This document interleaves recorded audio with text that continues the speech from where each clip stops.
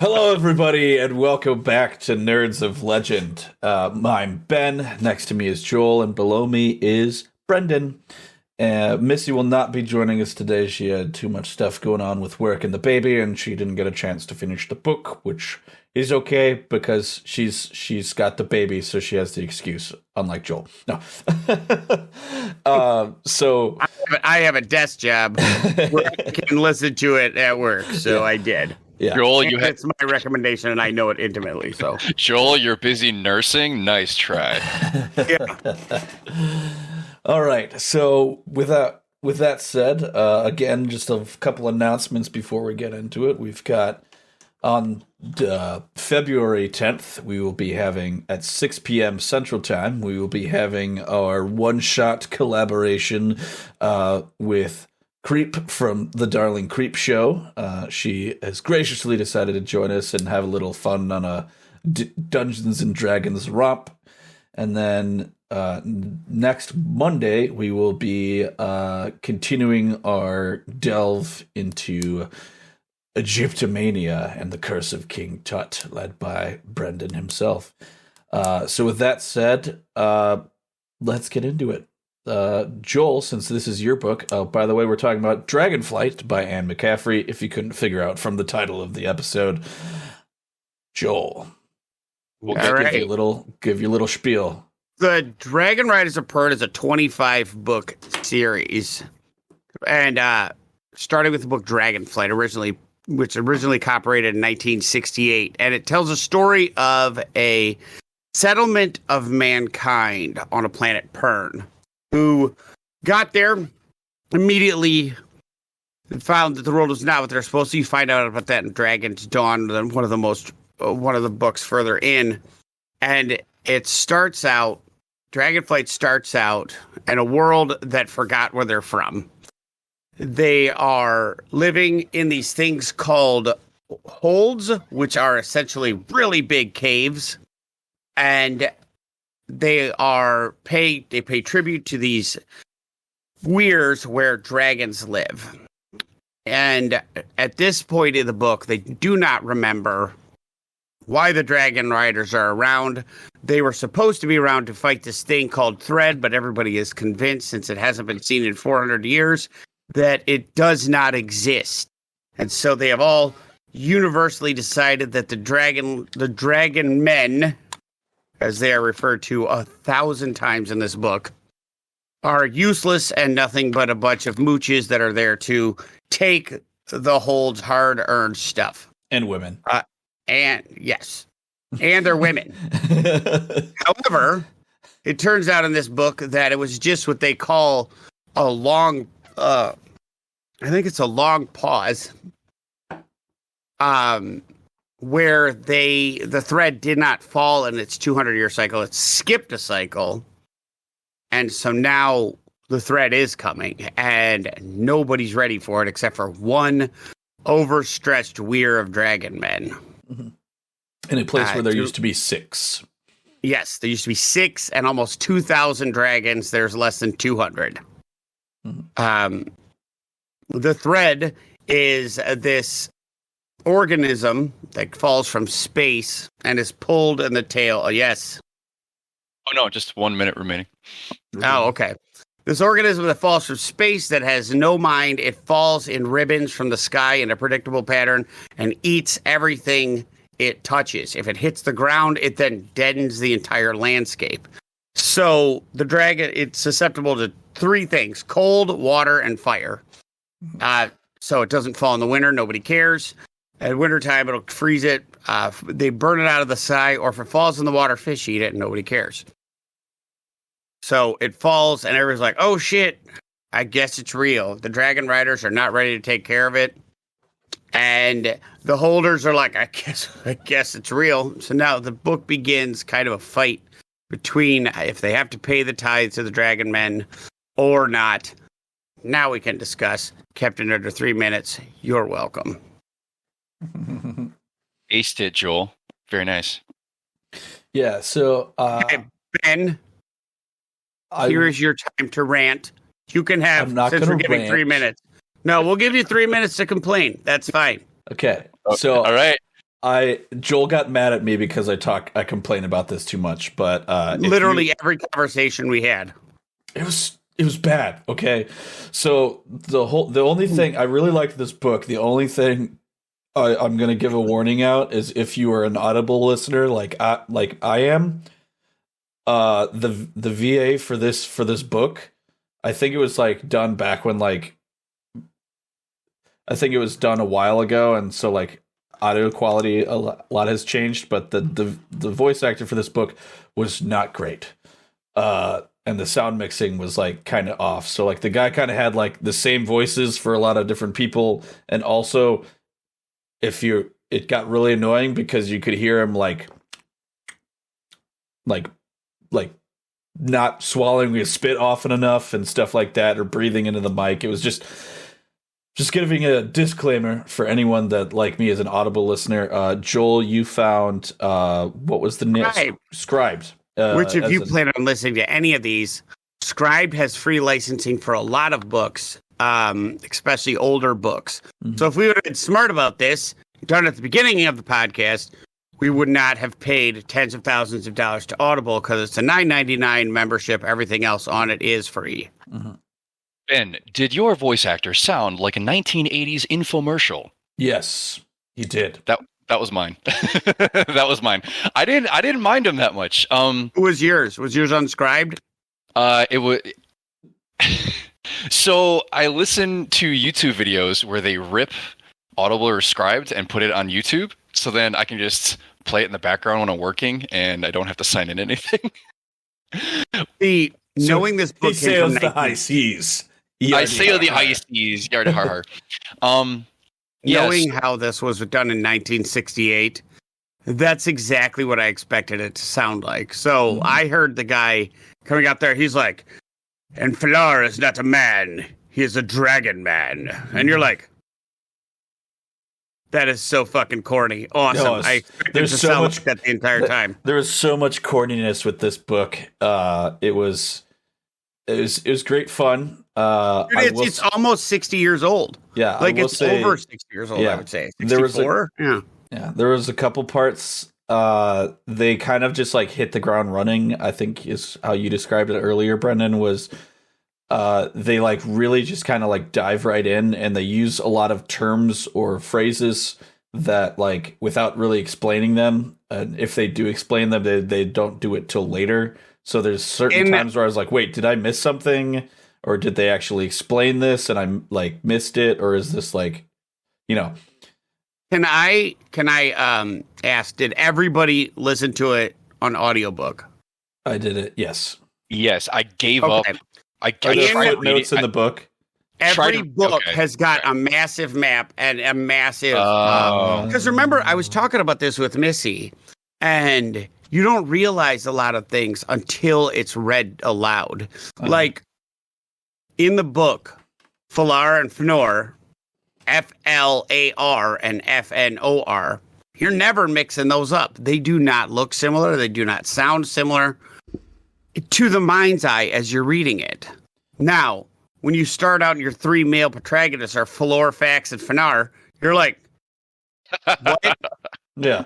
But this was written in 1968, where like the idea of a personal computer that sat on your desk was unthinkable, let alone one that sits in your pockets with tiny, tiny little earbuds that we listen to all day. Like, she did not think this was going to be a thing. Yeah.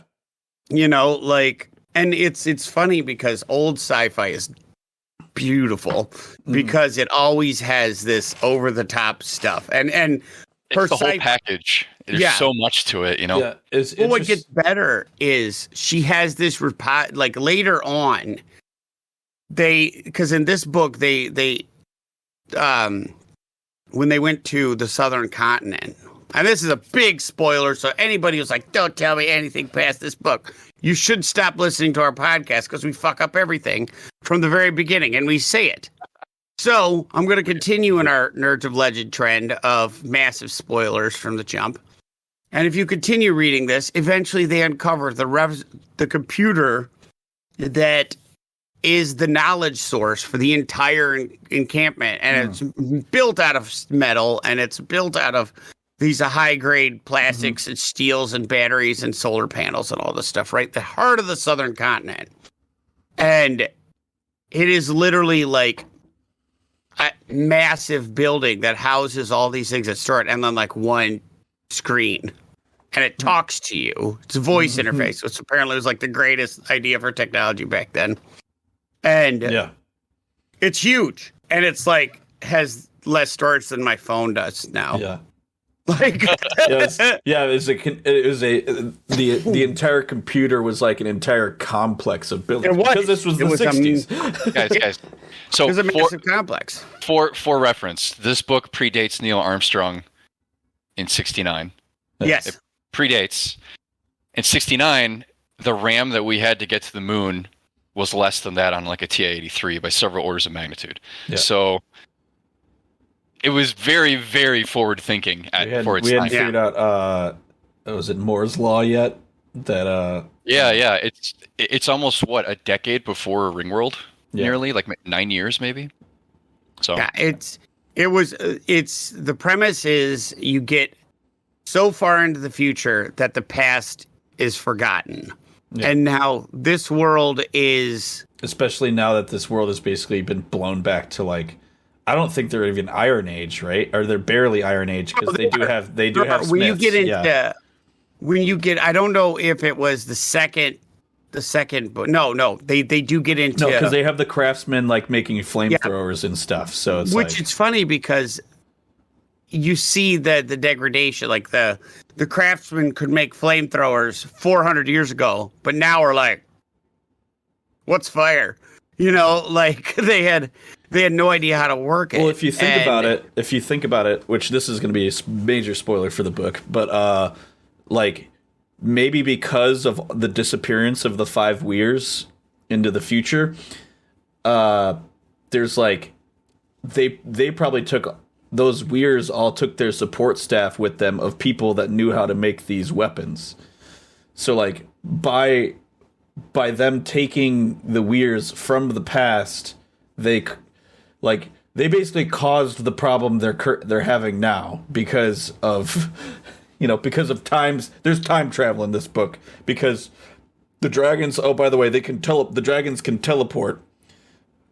But not only anywhere, they can go to any when, as long as the accident. Which is funny because they figured it out by accident. Right. Because Lessa doesn't give a shit. Yes. So Lessa is the female protagonist. Like I would go so far as to say that Lessa is the core. I would say she's of the story. Yes, it is her journey. It is her journey. Mm-hmm. The book starts out in Ruatha Hold, where Fax he had taken over the hold, and there's a traditional law, not a enforceable law, but it's a traditional law of one holder, one lord. Mm-hmm. And that would essentially mean the hold, which is whatever cave is big enough for these people to live in, has one person overseeing it. Well, Fax has 7. So I didn't. Where is it said that these are like big caves? Because I was under the impression that it explains it later on. Oh, okay. Is this later on thing? It is. Okay. It is, and it also says because I had like giant stone fort like in my head. You know, when you read these, when you read later, it explains in text, but in the glossaries, it tells you a hold is like a massive cave system. Okay.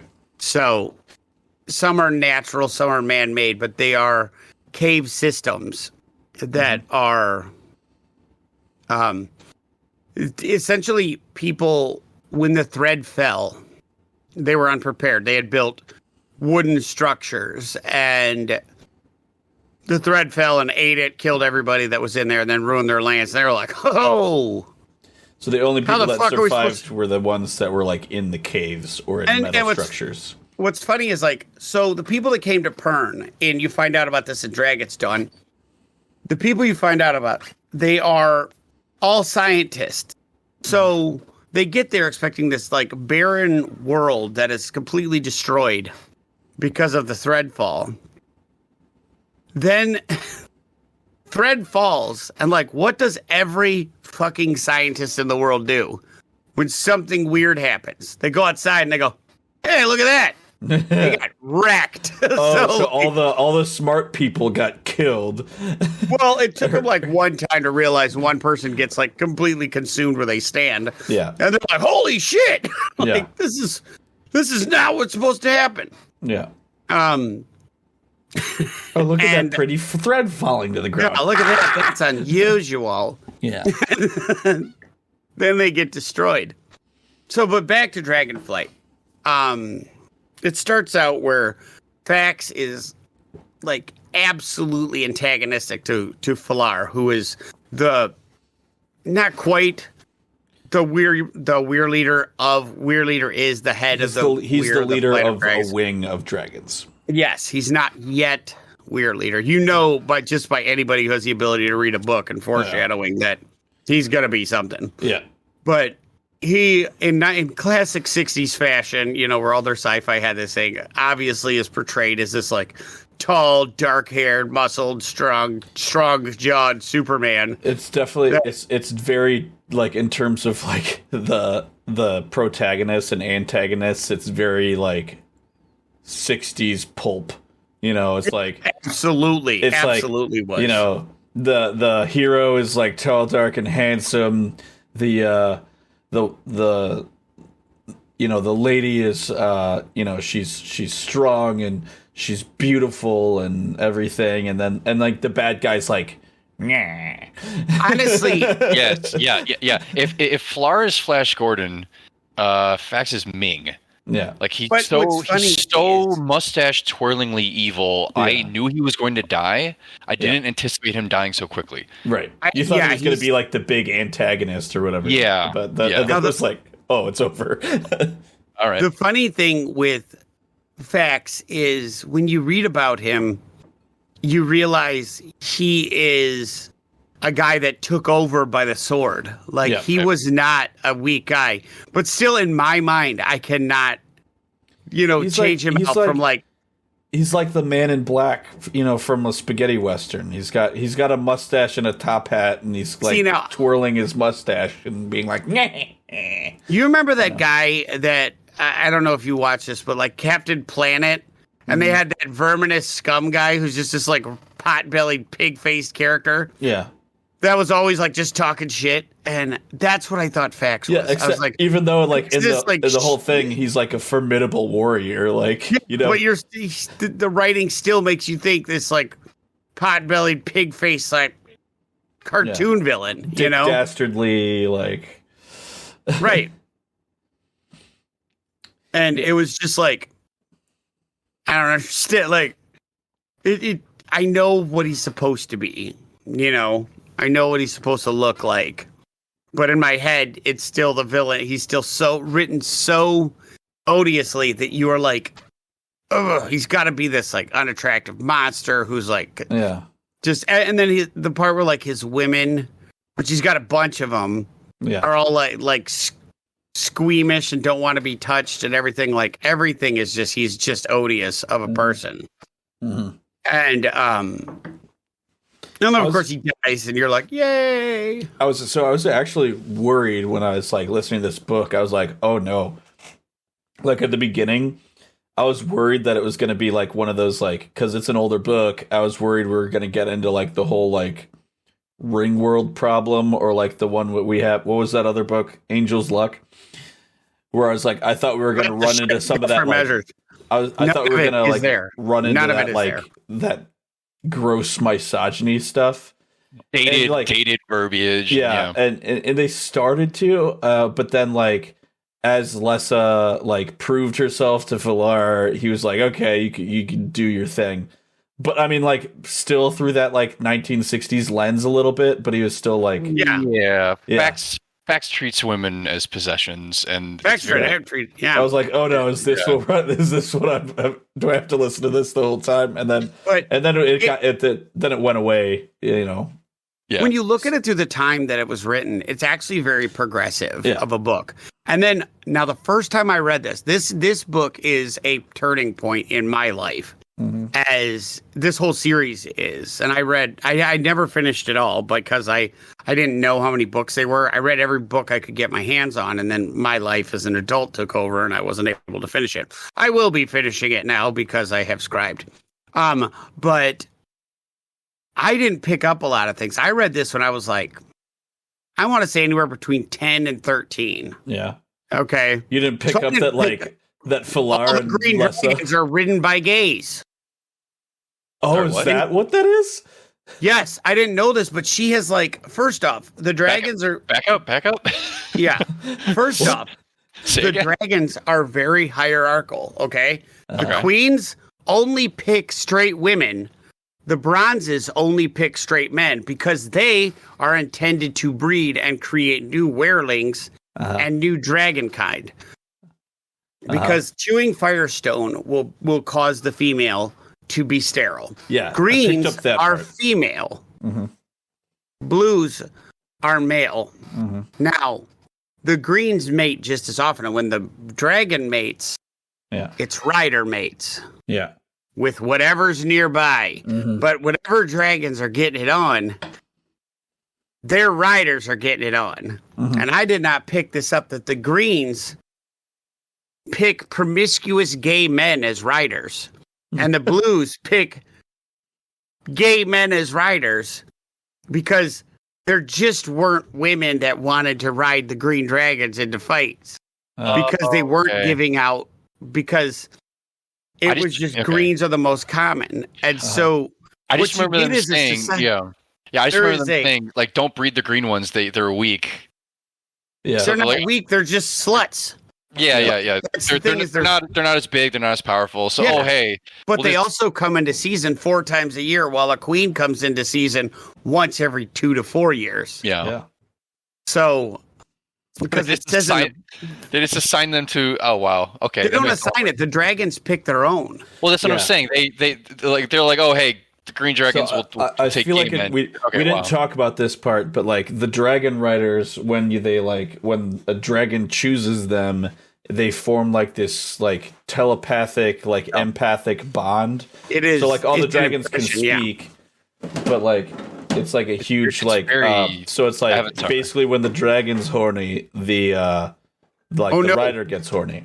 In book 2, which I'm now listening to now, just a little bit more spoiling. We're filled with spoilers this time for the entire series, so sorry about it. Yeah. It turns out that it is actually a were law that you cannot take a dragon in season out of the weir because their dragons they put out this psychic energy that makes everything around them in the mood. And they said, and the first time they realized the danger of this was because one was like, it was like somebody had taken a group into the jungle and the green was in heat.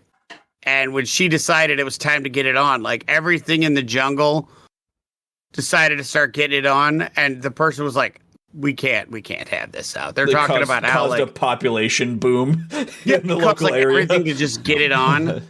It's like the day you take your 3-year-old to the zoo for the first time and all the animals are getting it on and you're like, perfect. This is how it's This gonna is the be. conversation I wanted to happen today. I really Yeah. wanted to show you this view of the world, children. Yeah. The whole imprinting thing, the closest analog I could think of was Avatar, but Avatar, Avatar The stole psychic- it, but yeah, and then the psychic symbiotic link reminded me of ET. This is very similar to Foundation and to Ringworld in that I could see a lot of instances where this series has been taken. this is huge. Yeah, there are many instances where I could see stuff from this series in other science fiction. As you get closer and you read more of it, you start seeing. but Anne McCaffery is wildly popular. Especially in her day, she was huge, and she was like in a predominantly male-only genre. yeah.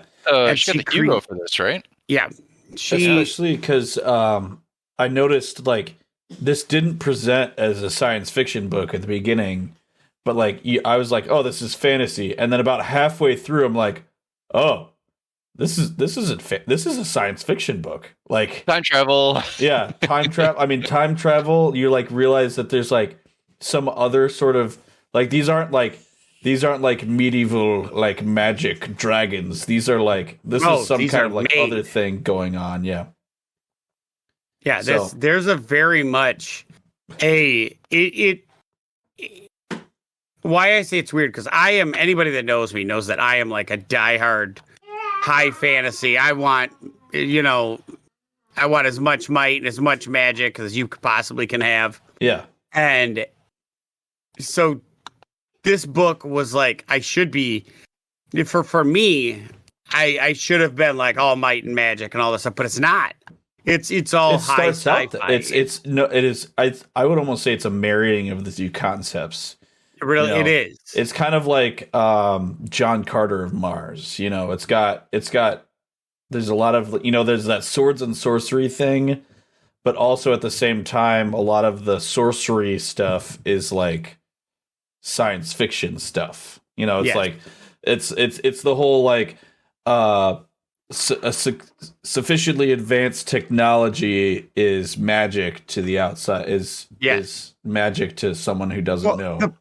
The best part is like when they're explaining the flamethrowers and he's holding a wand that throws flame. No. The best one I loved was when the crafters were talking about crafting HNO3. Because I was like sitting there and I was like, because they're like, this HNO3 from the ancient texts that teach us how to deal with the thread. And then I'm like, it's nitric acid. Like they're just dumping they literally just made nitric acid. They're like saying this mythical HNO3 liquid that they had fucking weed sprayers. HNO3. If you what's really funny is when they find a thread burrow and then they're like talking about this HNO3 and this guy's like pumping it and she's like, and one of the apprentices worked the billows as the other one sprayed the substance down the burrow. It's literally a freaking weed sprayer. It's a weed sprayer. And I was like, this is amazing. Well, back then you had the ones that's a big drum. Yeah. Oh yeah, and they would sit like pump like this. Yeah. And I was like, oh my God, that is what it is. I remember watching those old TV shows with like, what are you doing? I'm spraying down Looney Tunes, whatever, when they kill the Yeah. The Acme pesticide spray. Yeah. And that's what it was, is like she was so good at explaining and giving this like mythic like definition to mundane things. Like she's saying this stuff that we see every day and we're like, that sounds magical. Like, well, yeah, because how many? I mean, it's funny because like how many people like in, I don't know the level of like chemistry that was gone into in the 60s, but like I mean, probably better now. Probably better than now. Yeah, where they had to actually read books. Yeah, but it's like how many people would have like noticed like, oh, that's just nitric acid back in the 60s, and just like, oh.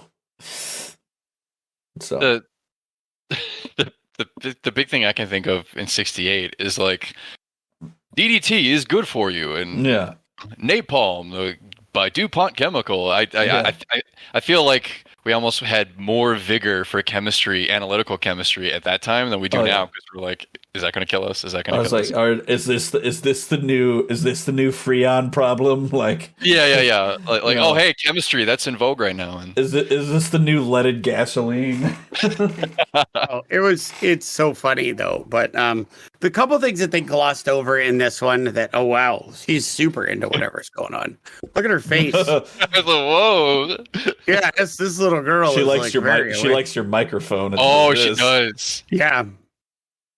You can see the microphone now. That face is amazing. She's 4 months old yesterday. Yeah.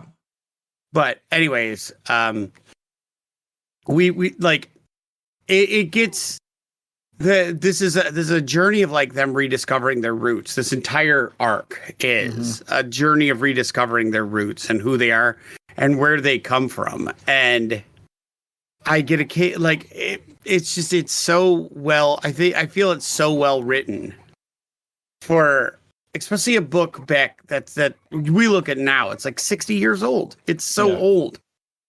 And we a lot of it doesn't stand up, as we have accidentally encountered that some of the viewpoints espoused in those don't mesh with modern thinking. But I haven't really come across any of that. Did 12-year-old Joel realize that Lessa and Falar were like? Oh yeah, I knew that. I was able to pick that one up. It was like boning on the daily because of I can't remember the dragons being horny. Menemeth. Yeah, it is funny. She did a good thing. Just playing sex radio all day, right? Yeah, a good. I was not that obtuse.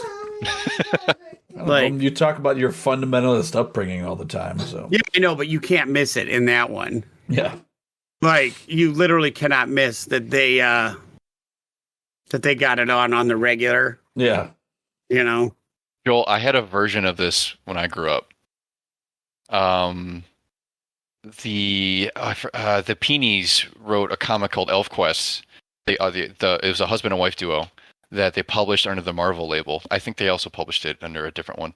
But I got the Marvel copies when I was like 11, 12, because they were like 5 cents each and at half price books or something. And it's like, oh, okay, it's elves and they have to like find a new home, and like humanity has driven them out. It seemed kind of like Tolkien-esque to me, and I started reading it. And like this, they discover like lodestones and magnetism, and they discover that elves were actually from space, like Eldar and 40K, and they landed on UFOs, and Neanderthal man like killed them with sharpened rocks, and so like they've sort of fallen from grace. But then like, Psychic Echo was like exactly, yeah. But in ElfQuest, you have polyamory, you have like transgendered, like identifying as multiple pronouns. You have homosexual relationships. You have like nudity that's just covered by the text bubble and stuff. And this is from the early 80s. Mm-hmm. They covered. There's notes written like to the publisher and stuff like, "What kind of crap are you feeding my kids?" And I'm like 11, and my mom's like, "Oh, that's not dangerous looking." And I'm like, "Oh my gosh, this comic book! This is my awakening." Yeah. So what's really funny is like my parents. I see parallels here. Yeah. My parents were very, very much like that's satanic. Like they jumped into that. And I'm curious how this one got past the filter.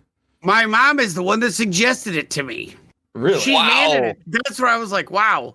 Like, there's times where I realize, like, my parents, like, they did the things, like, their true selves showed through a couple times. Like, there's a lot where they would say things because the church is like, this is what we're supposed to say. And they're like, all right. You know, like, I'll say it, but I won't. You know? And, you know, some of the things, like my mom's actually, her actual self is very, very tolerant. Mm-hmm. And you don't but the church that we went to as children was wildly intolerant. Mm-hmm. And, you know, we would figure the journey out on ourselves. But so this one was okay. Dragons were fine because they were science dragons, which was much different than dragons that were obviously made by the devil. So, yeah, it was. You're fine. So I'm curious. Since the read... idea of science dragon fundamentally bothers this young girl. I mean, it's kind of like they're only magic. Yeah. How? So I'm also curious about like the rest of this series. Does it all follow like Falar and Lessa, or is there like time skips? There's huge time skips. Okay. There's huge time skips to where it goes. I think one of the books, the one Dragon's Dawn that I referenced, that's the incoming colonist. Okay, so this series it goes all over. Skips around. Gotcha. Over. Yep. But this was just like the first book written in the series. This was the first book that's right in the middle of This is Pern. Okay. Pern is this almost like feudalistic society who they pay that's like pays protection to the dragons so that the thread, when they come, don't wreck everything. Mm-hmm. So it's very interesting because there's parts of like there's parts that if the thread hits the ground, everything's barren. Mm-hmm. The southern continent was supposed to be a barren wasteland, but yet they get the idea to start a new weir there 10 years in the past so that they can have more dragons, and then find out it's a jungle paradise. Yeah, like it's just filled with stuff, and so you're like, okay, a lot of these things they believe don't add up. But then you realize it's on, when you think of things on like a planetary scale, like, we're like, oh, it's going to take 20 years. If the planet was sentient, it would be like, and that's 15 seconds my time. I don't care. Like what's Earth? Supposed to be 4 billion years old? Yeah, I don't remember.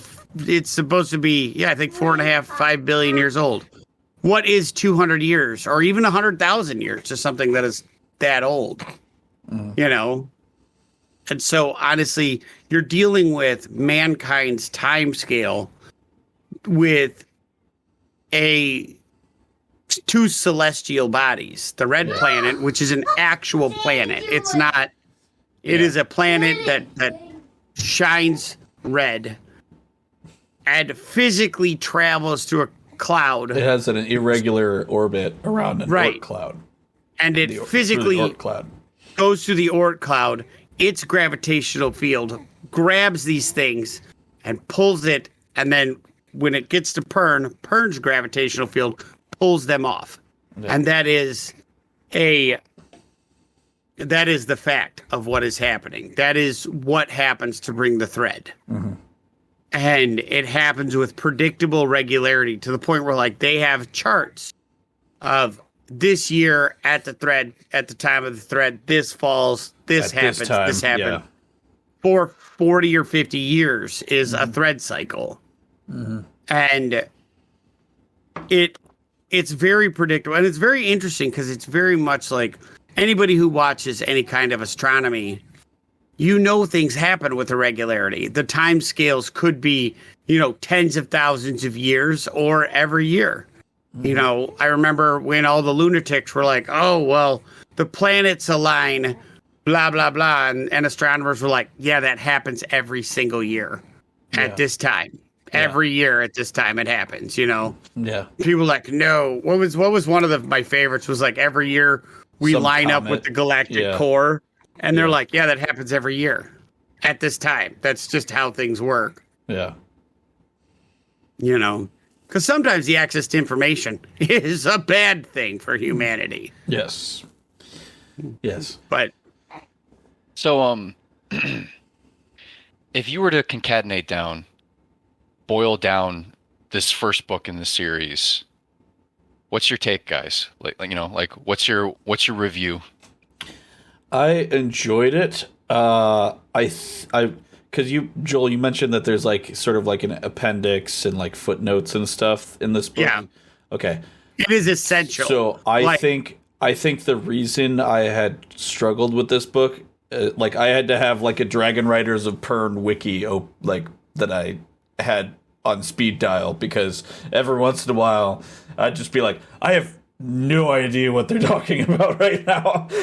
So I had like to look up terms and stuff, and I'm assuming, like you said, since there were like footnotes and stuff, you're like, a weir is this thing, or a weir like the watch is this thing, like the watch weir. Yeah. The watch weirs are like essentially they were flightless dragon. Yeah, which you find out later in the series were the first attempts to create a dragon. Yeah. And they fucked it up, and they created this thing so nocturnal that if it sees light, it'll cause physical pain. Yeah. So it's like their first genetically engineered attempt to create a dragon. Yeah. And they also have, because I had to look up what the hell that was. And I was like, I also read that those are apparently also telepathic and intelligent, like the dragons, but they screwed up on like the whole, the other rest of it. Yeah, like every bit of it. The flying and the teleporting and the fire breathing stuff. Yeah, but they don't impress people. They kind of want to be left alone, but they like to be like, hey, there's trouble. Now go fuck yourselves. Yeah. So, yeah. Yeah. So they're really good watchdogs, but not great at getting rid of threat. Yeah. So I struggled with this book for, I already went into it. I'm not going to get into it again between the voice actor, but also because there was a lot of terminology that because I was listening to it, I didn't have the context for it because it wasn't in the audiobook. I would say that this is a book that it would behoove our listeners to read in print as opposed to listen to it. Now, as somebody who has read it and understands these words, absolutely fucking delightful. Like, it was so much, because I know what a weir is. I knew what a watchweir was. I knew. Yeah. And but so it's for that, me, or you're going to be sitting with a Dragonriders of Pern wiki open and then spoiling yourself on certain things because you needed to figure out what the hell a watchweir is, or why gold dragon is important, or what the hierarchy of dragons is and stuff like that. I did. I never thought about it like that because I had read it with the appendix to understand. Right. So you knew it already. Yeah. Yeah. Except I didn't know when my mom was like, "Oh yeah, the greens are gay." What? And then I read in the thing deliberately it was done. Oh, so and your everybody's mom read this book and then was like, "Here, Joel." She read it in the 70s, back when everybody was like, gay equals damnation. And she was like, "It's fine to be gay. That's fine." And I was like, but yeah, it was very much, it just was weird to me that she was like, "We're not going to talk about that part." Yeah. I didn't pick it up at all. It is literally, it's some of these big social things now that we talk about were written into this world where nobody cares, Yeah. And it actually said something in book 2 where it's sexual proclivities are of no issue at the weir. Yeah. And so it's just funny to Dragonriders are woke. Yeah, Dragonriders are woke. I wouldn't go that far. No. The Dragon Men are woke. No, not really. Dragon Men are okay. The dragon doing other dragon men. The dragon persons. Yeah. No, they're definitely not because they're still very much. Because there's a whole thing where there's a whole thing where Lessa, because of the previous werewoman, who was Laura. apparently fat and lazy and didn't give a hoary. fuck, and hoary. She didn't like to clean herself, but liked her dragon to get it on with people. Yeah. Yeah. She came in where everybody was like, "Please don't be a slob. Please don't be a slob." Yeah. So she who was apparently gross and lazy and fat and just laid around and ate all the time or something. Well, and didn't control her dragon, because if you don't control your dragon, your dragon will indulge in its base instincts, which is eating itself to death. Yeah. They will eat until they literally die, and also and won't be able to fly. But so because of that, the current were leader, as Lessa's raising her gold dragon, is gold dragon queens don't fly, gold dragons don't fly, because that's all they knew was this lazy fat queen. Yeah. That she didn't have any queens. that she ate so much that she couldn't even hunt. Almost, she had to have all her food brought to her. Yeah, the ability to produce, the most important thing to these dragon riders is the ability to produce strong dragons. And so Nemorinth, all the dragons have names that end in TH. So also, if any of you decide to listen to this book, all of the dragons' names end in TH.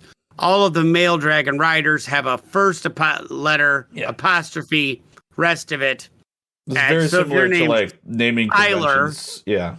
So if your name's Tyler and then you become a dragon rider, now it's Tler, which is dumb. Tlar. Tler, whatever the hell it is. So, actually, Ben, your name would be Ben. Ben. Just Ben. Would it be Benjamin? No, shut up. It's just Ben. Benjamin. Just Ben. Yeah. Ben. Yeah, you sound like Static. That's just your name. It just sounds like we're Kiwis. You're Benjamin. Yeah. So that's what it takes a bit to get used to, but what I do like is she's extremely consistent. Mm-hmm. Like these things that she says, and what I loved about the first book, from book 1, you get in there and from page 1, everything is written with a consistency and a timelessness that it has been this way for a long, long time. And it even reads this way as like, this is an establishing. A lot of sci-fi has that feeling of impermanence where like you get in there and they're just winging it and making shit up as they go. So you're kind of like, and them thinking just like existing in that world is sort of like just very rapidly changing how things work. Yeah. That's what is a lot of sci-fi creates this thing of like 20 years ago, everybody was, horse and buggy. Now we're in space. And you're like, that was fast. This feels permanent. This feels old. This feels established. This feels like we have done this for so long. We forgot why we do it. And that to me was very interesting because it creates from the first page a sense of timelessness to the book. Like, even if you don't know what the hell they're talking about, you could tell Lord Holder Fax Colleen King has got some power. Yeah. Dragon Man has got some like oomph to its name. Decline, yeah. Well, not that it's on a decline. It's that we're just talking to the from outside beginning. world. Oh yeah, to the outside world, they're worthless mooches because it's been the long. They call it the long turn. Yeah, which is the time in between. Sorry, I said it was a long pause. Because in the book, so Lessa ends up like impressing Falar because she has. Oh no, yeah, Lessa ends up impressing Falar because she has like a latent, before she even like bonds with Namath, her dragon, she has like a latent like empathic, or I'm gonna say empathic ability to like alter people's like emotional state or affect that people's emotional state. So like the Dragon Rider, and which she's been doing in the hold since she was 10. Fax took over, and see, fucking F names. But there's so many in the beginning, and you don't realize it, because they look different. Like, because I told him, I was like, because me and Joel were talking about this book like a week ago, and he's like, "What do you think of the book so far?" I was like, it's so hard. I had to take a break from the book because like the first like I'd say like 2 hour of the book is F names like flying back and forth with like very little derivation or indication of like who's for who. Auditory variation. Auditory variation. Yeah, in the books they're very clear. Right, because it's like different. Falar is speaking now, Fax is speaking now, Fëanor is speaking. But like I lost my train of thought. But yeah, so Lessa, when they come to the hold, the Dragon Riders, they're on a search because they're trying to find a new woman for the newest gold dragon. Which was only one, which has not been born in like years or decades or something. However long the previous dragon it was around. It was long enough to where they were really worrying about the future of dragonkind. Yes. Like it was long enough that like, because like the previous gold queen was like very like not like weak, so like she would only like give out clutches of like 10 to 12 eggs at a time. Yeah, whereas very, like very a normal but like Namath, who's a very strong gold dragon, Ramoth, who's a very strong gold dragon paired with a very strong bronze dragon, that like her first clutch is like 40. So it's like with a gold dragon, like, so it's like very She gave birth in her second clutch, I think was like 36 or something. Yeah. And she had another queen in it. Like, yeah. That's supposed to be a sign of when the thread are falling. The dragon and it's getting close. The dragons start giving this massive increase in clutches. Mm-hmm. And she just wasn't. Namath, the old queen, just wasn't. Mm-hmm. And Jorah was. Now, to understand, the rider of the queen is the werewoman. That means she is the most powerful position, and she cannot lose that position.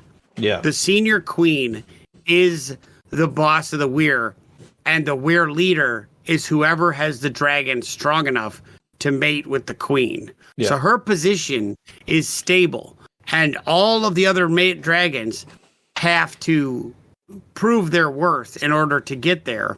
Mm-hmm. And so it's kind of an interesting look. It's like, so Falar is weir leader as long as Menemeth is strong enough to catch Ramoth. Yeah. And so he finally does. Yeah. And immediately starts making changes, because the other one was like, queens don't fly. Yeah. Women aren't allowed to have opinions, like. So basically, Lessa. But that's all because what Ben was saying. Sorry, to clarify. Hold, she starts manipulating the emotions of the dragon men to be angry at even angry at facts than they already were, because she wanted the dragon men to get mad and kill facts.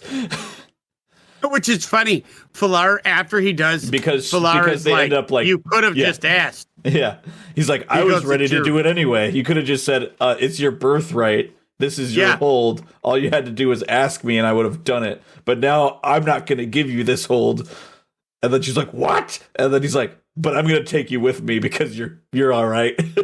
Yeah, you might be the one that can ride the dragon, because you're able to influence the dragon man. And then she does it later, just like, I think it was like Ramoth was like, she tried to like influence the mood of the dragon men while she was like, after she became werewoman, and like Ramoth was like, "You dare?" Yeah, that was something we didn't really go over, is the fact that she has really powerful psionic suggestion, and Lars like, wait, and can speak to every dragon. So like, which is a very rare ability. You propelled me to want to kill Fax and all this stuff. Yeah, and then but like she even before she was paired with a dragon, she had the ability to like talk to the dragons and like make empathic suggestions to people. Another thing that's funny is like, this is why I loved reading this book, listening to this book again now, is because it's like I got to experience a whole new story this time, because I don't remember as a young child her like psychic abilities. I was pretty much, I had to have the finger pointed to, this happened, and I was like, right, I could pick it up. But now as an older person, I'm a little bit more aware of the subtleties of the story. And yeah, Lessa does have a lot of abilities from the beginning. And other than, you can't miss that she could talk to all the dragons. You would have to not read the book to miss that fact. Yeah. But she was manipulating people's emotions from the start. She's able to like essentially cast calm emotions if she feels like it. Yeah.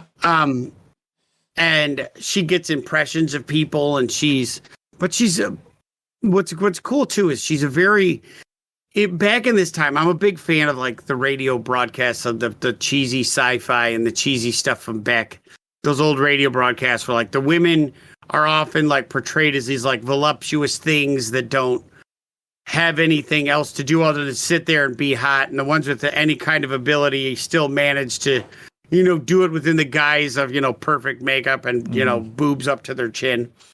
And just this Bill's a wordsmith. And these Lessa is none of those things. She's this tiny, petite, yet very smart, very intelligent creature. But like, she is somebody in one of these pulp sci-fis would kind of be left off to the back.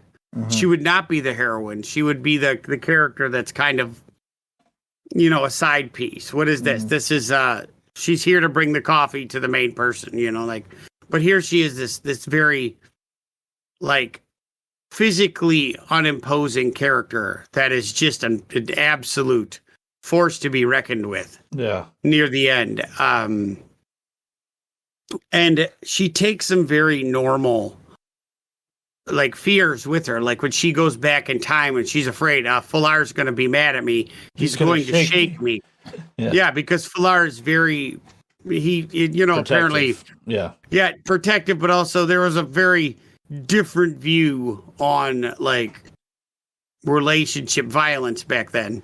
Mm-hmm. And it was okay to shake somebody around if you were scared of them. And she's like, absolutely not, which is a very, very like reasonable thought. Yeah. I don't want this to happen. So it added a very human touch to the character, as opposed to, again, a lot of sci-fi archetypes are, like the super strong one that faces any danger with his gun out and, or the nerd that sits there that's socially awkward, but he's smartest one of the group and can't handle stuff. Can't handle any kind of interaction, but can build you anything. These weird... Sorry. and they don't... But all of these characters, were very good at showing some level of insecurity. Yeah. Like Falar, this guy who's, tall, dark, and handsome, riding the biggest, baddest bronze dragon, constantly being worried with all these other dragon riders being like, does Lester think I'm still worth being with? Oh, thank God she's not whoring around like Kalara, who can't get enough dick. He's just like... Yeah. Anne McCaffery did very good at humanizing these characters that are doing this larger than life thing. Like their job is to ride dragons. Yet they still have fears. Like, am I going to be, does she still think I'm handsome enough? Am I, am I doing a good enough job at this and that, and all while these people are writing these things that Ramoth, if you look past her size, Ramoth is like the length of 3 school buses. Like, she is absolutely massive. Mm-hmm. She's like, I think I saw somewhere that she was like from tip to tail, like 120 feet. Like, she's friggin' huge. Her head alone is 6 feet. I think I saw some like size chart one time of like all the comparative fantasy dragons, and she's not like the biggest one. No, but that's like that. But like, we did in the very beginning, our very first episode of Book Talk. I, it was just you and I and Tolkien, and we talked about that. Yeah, but she's up there in terms of like, she's not the biggest one, but like overall, because it's not like Game of Thrones where it's like the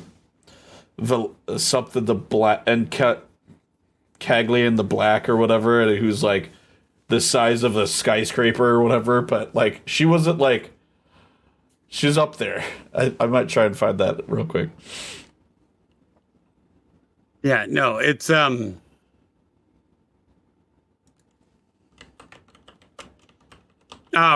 is 45 feet. Sorry. Oh. I had read one where it said 145. Where it said 45 meters, which would have put her bigger than that. So evidently it changes with whoever's writing the size chart. Yeah, I mean, happens. Yeah. But it doesn't come into like they very rarely do they come in there and be like, this dragon was this long. But it does say she is. Oh, wow. Nope.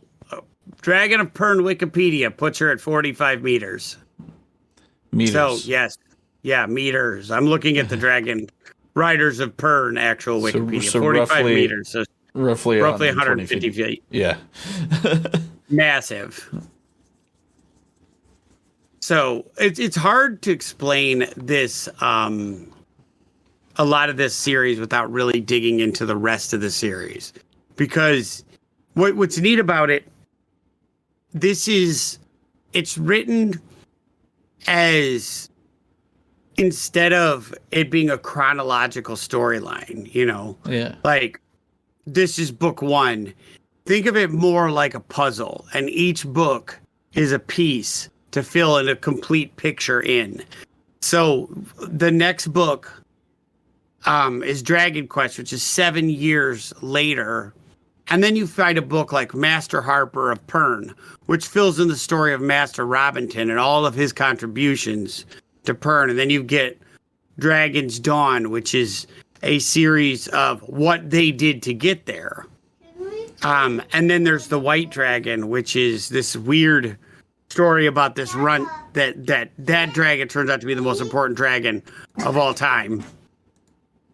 And then you've got Manali, which is a story about a person and the bond of fire lizards, which are also interesting. There's so many different pieces of the story that build the tapestry that is Pern, that her world building is exemplary. And she did exactly that. She built Pern. She built everything that is Pern. And she created the larger than life villain, which is not even a sentient thing. It's a red star that every so many years drops this thing that consumes all life with which I read is sort of like a you disagreed with me, but it's from what I read, it's sort of like think of like a fungal sort of like infection that's like... No, I have to correct myself. You're correct. Like a mycelial network that just like consumes anything organic. See, again, this was because I hadn't started my reread of it.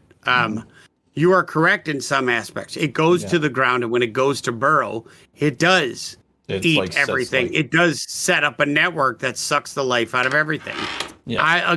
My young mind didn't pick that up. I thought, start to finish, it's dangerous in the air, dies on the ground. Yeah. That's not true. Dangerous string. Yeah. But then also didn't really understand why the dragons were there. Because why would the dragons matter if all you had to do is just like cover your head and hope to God that they don't hit you?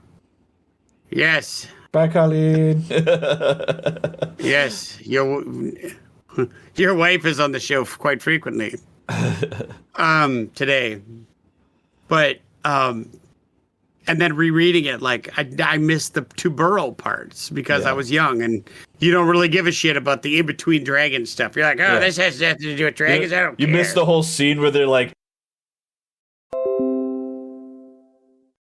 You just muted yourself.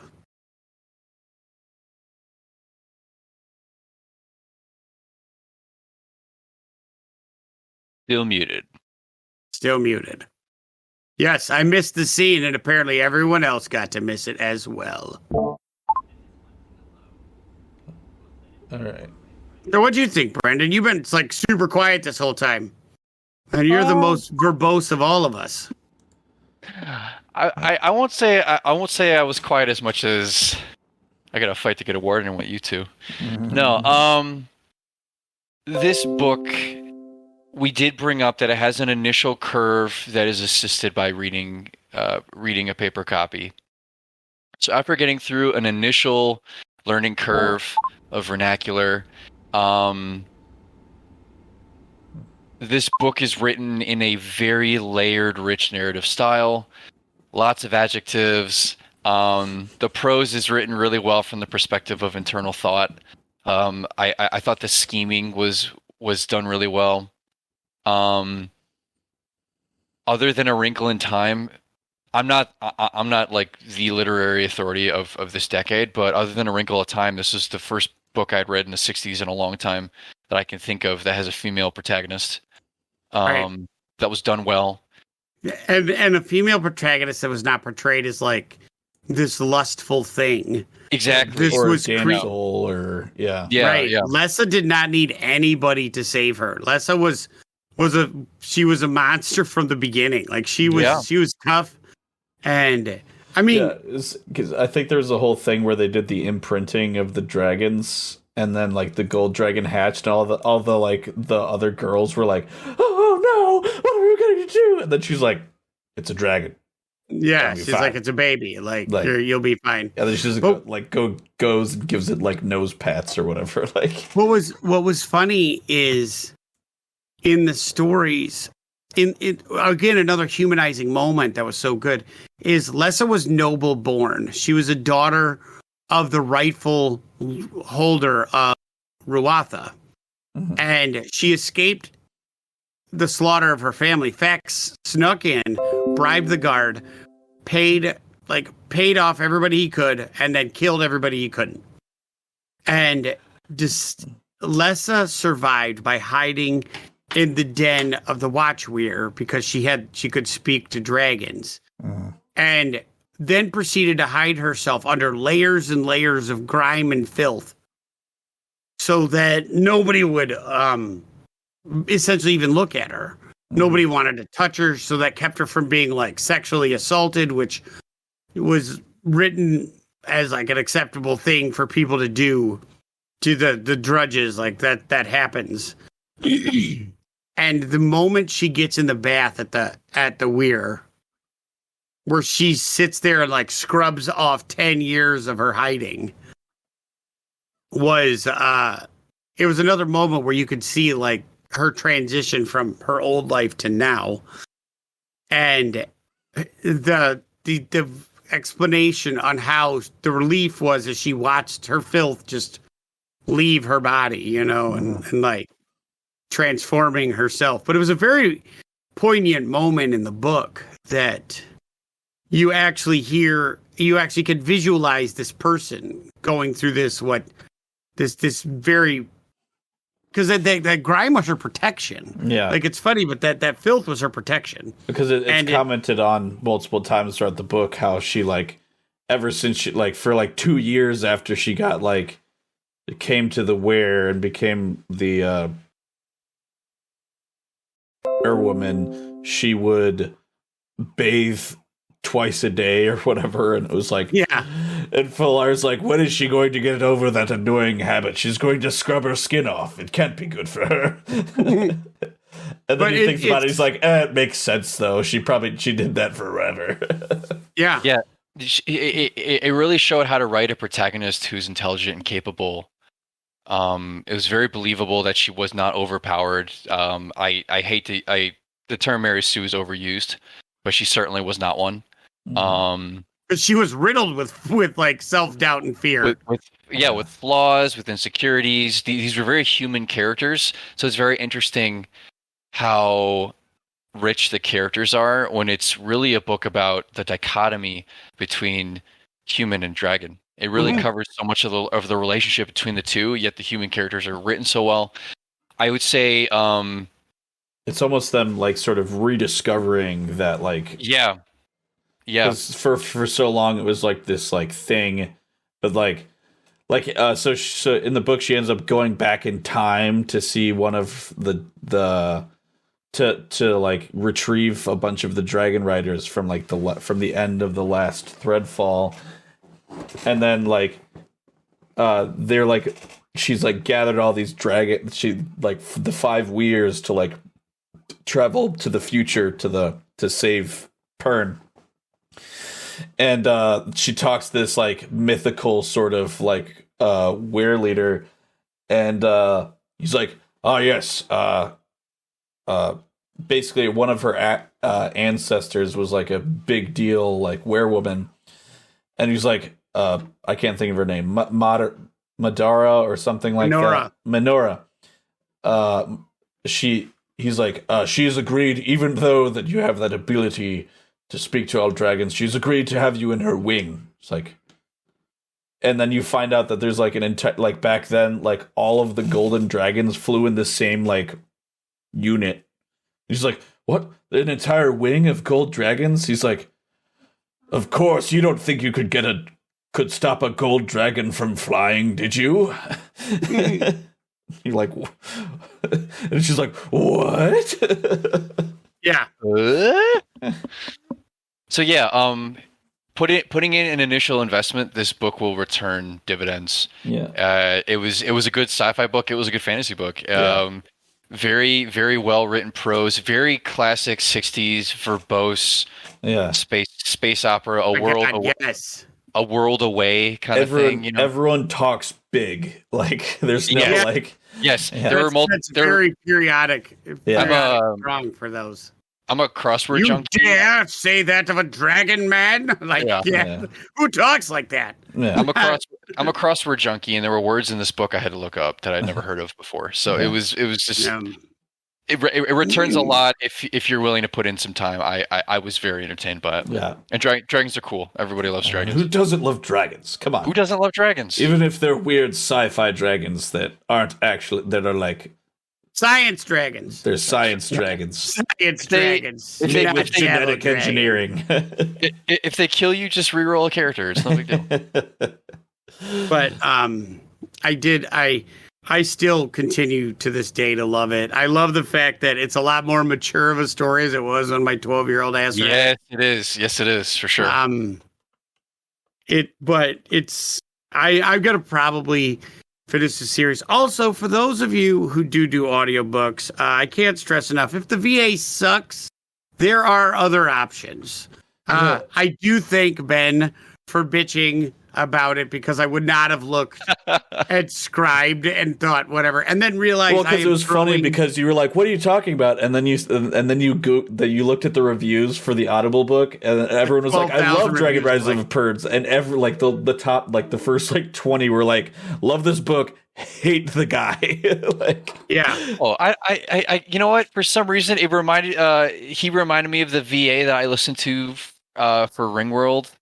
And for Foundation, just very orange carpet, wood paneled walls, turtleneck wearing, drives a Buick kind of narration that I was okay with.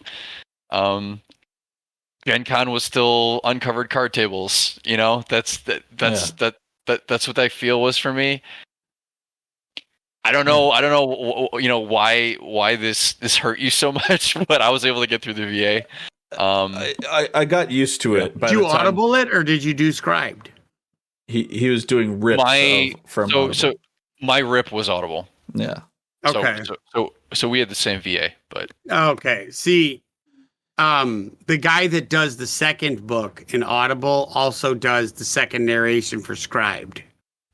So, and he's just got the deep baritone of like a 60s announcer. And he reads this with such gravitas that the book is takes itself very seriously.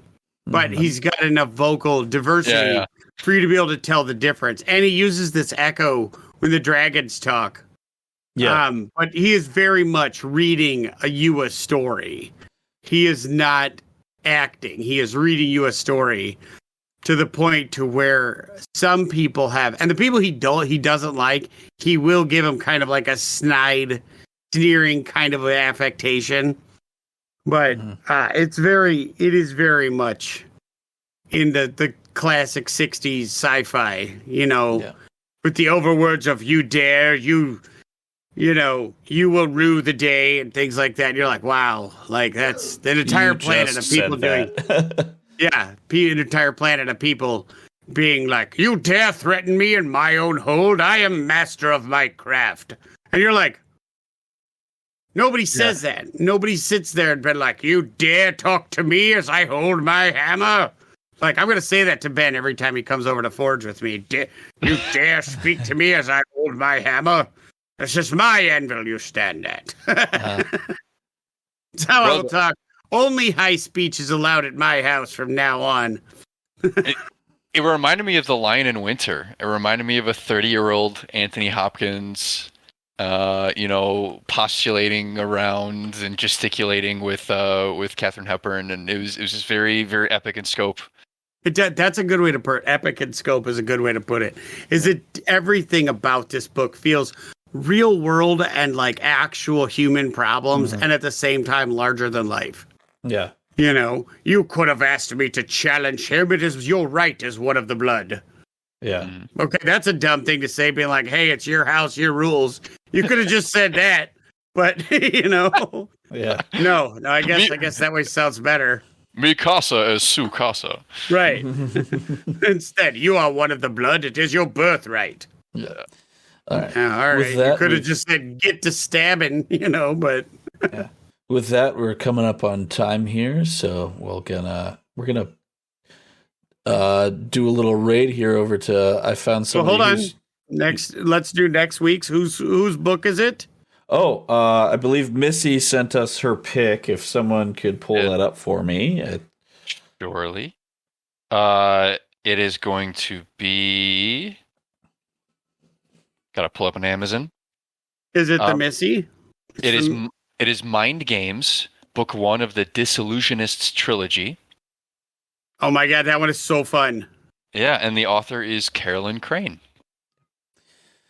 All right, so we'll throw that up at some point, but thanks everybody for watching. We're going to go check out somebody who's doing a D&D Let's Play with an entire party of rogues.